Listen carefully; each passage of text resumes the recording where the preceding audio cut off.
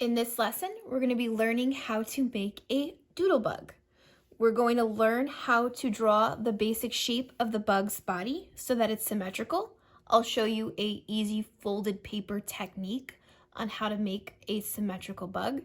And then we'll talk about creating different patterns and designs on the bug and adding a close-up garden background.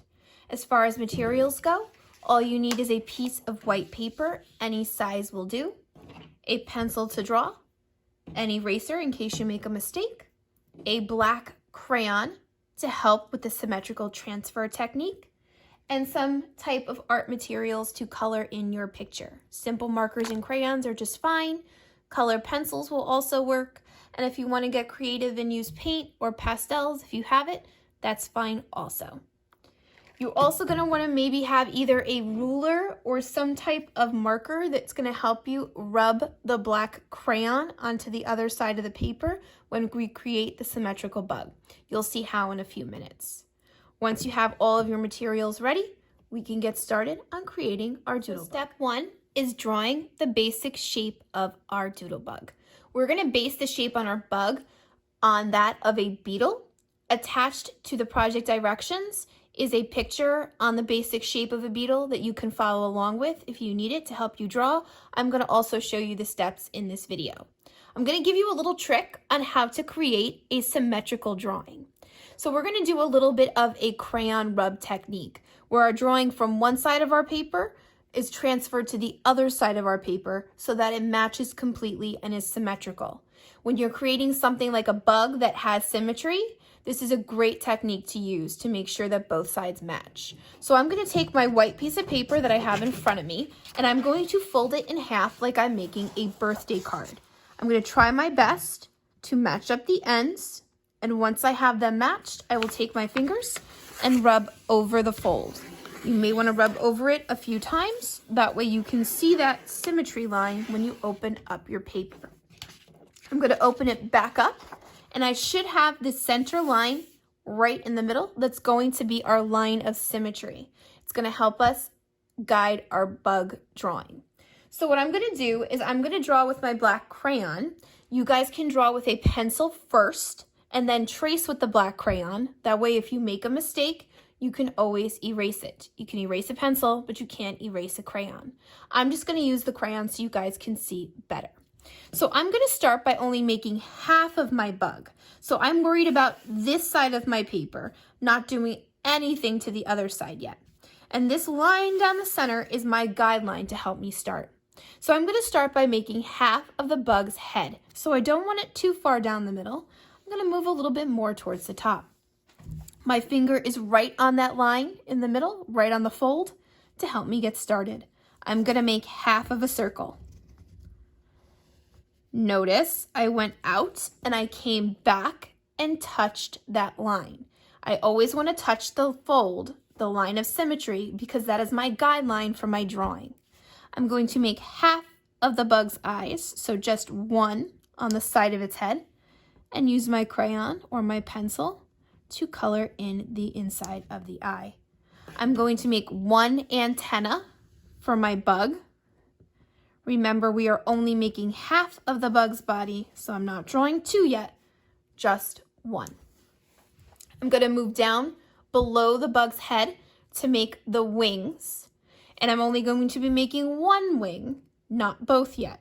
Again, here's my line where I want to remember to always go back to my fold, my line of symmetry.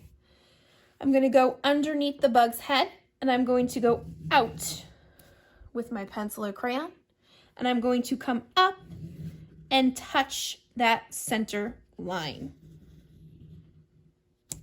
There you go. I'm going to then make half of the bottom of the bug's body.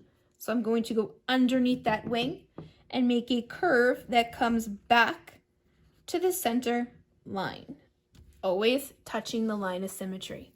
And I'm going to make a little bit of a pointed end to the body, almost like a stinger. So one angled line right below that touches the center line. Now what I would do is if I used a pencil, I would then take my black crayon and I would trace what I drew. If you did draw with a crayon first, I'm just going to go over it because I need this to be really dark in order for the transfer technique to work. So if I looks like a little too light when I drew or traced, just go over it and press a little bit harder. There we go. Now, I'm going to then transfer this half of the drawing to the other half of my paper so that my bug comes out symmetrical. To do that, I'm going to simply fold it back up. And if you're underneath the light and you pressed hard enough with your crayon, you can actually see your drawing through your white paper.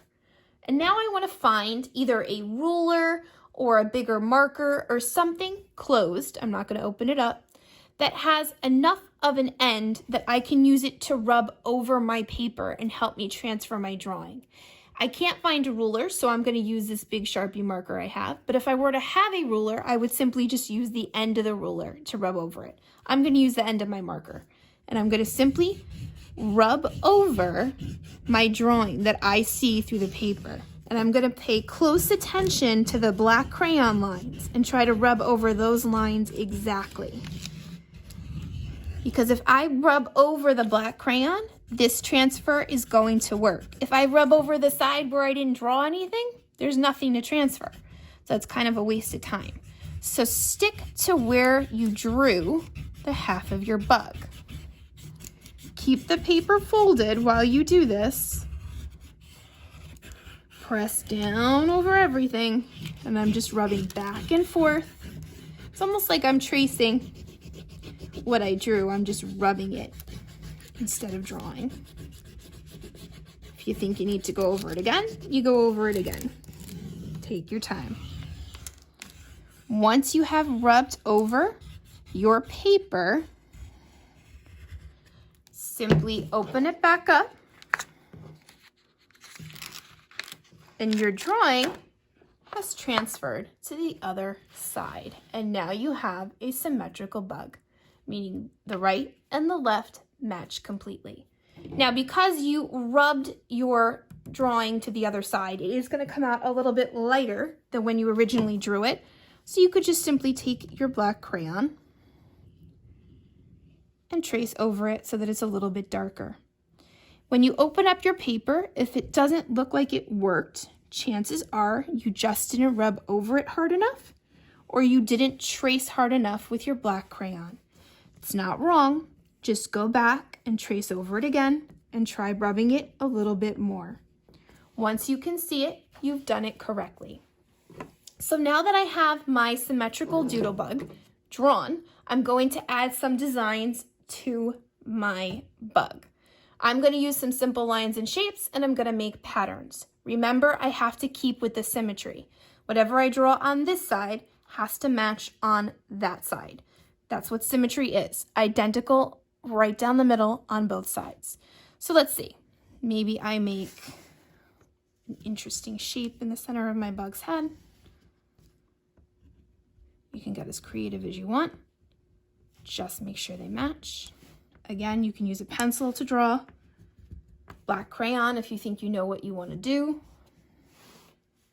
Maybe I make wavy. Remember, I still have this fold right down the middle as my line of symmetry to help me remember that this breaks it in two, one half and the other half. That way I know that they have to match. I'm actually going to make a pattern on the wings. Back to wavy, stripe, and zigzag. Go down to the center of the body, and let's see, maybe I'll make stripes this way.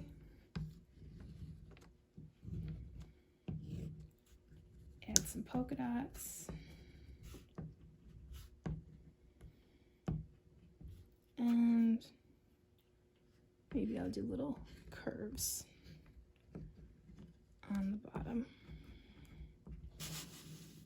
There you go. And those are the designs on my bug. You can get as creative as you want with your designs. They're up to you.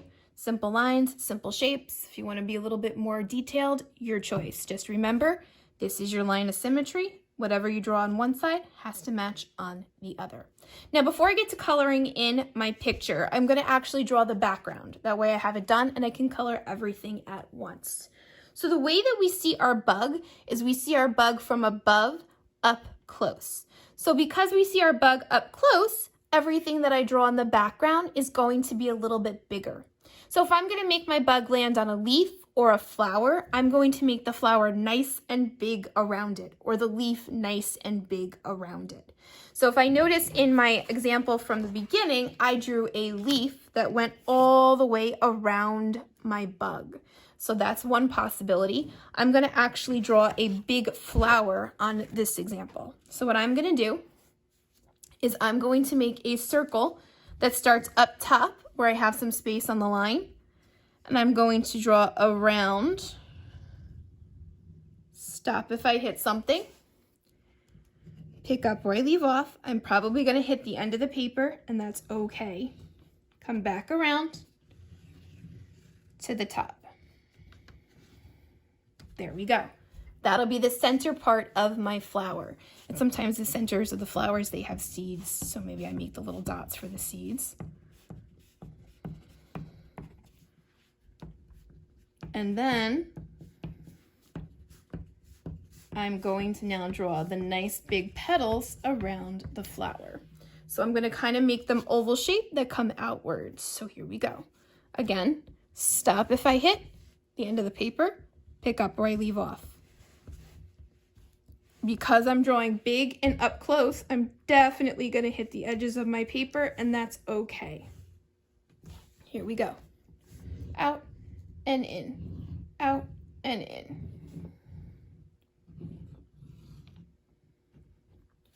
Come back around, out and in, out and in.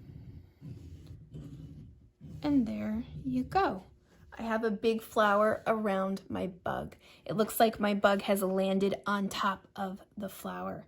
In the background, in the empty space that I see on the edges, I could color it blue, or I could make some green leaves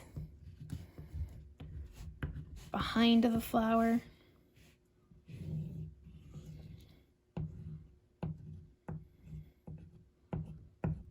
I can go around the edges and add the leaves on all the sides. Remember, if I hit something, I stop and pick up where I leave off. We can't draw through things.